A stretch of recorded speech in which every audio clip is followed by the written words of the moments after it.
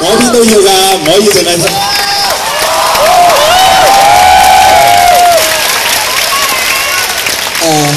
不如我哋一齊嗌，我嗌黃之鋒，大家就嗌加油，好唔好啊？好。黃之鋒，學民思潮。其實我真係估唔到今日係可以逼爆政府總部，即係點講咧？即係過往我哋會覺得，即係好似頭先阿陳輝所講，遊行集會就一定係要星期六晏晝啊，星期日晏晝先得嘅。咁平時閒日星期1至5咧就係唔會搞集會㗎啦。咁但係我估唔到過往幾日我哋佔領都未塞到去外邊，即係馬路嗰邊。但係今日我哋居然成功逼爆政府總部。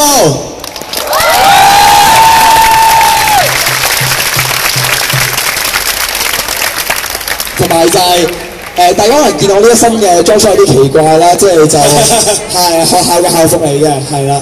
咁咧就係有對人字拖，咁點解會咁咧？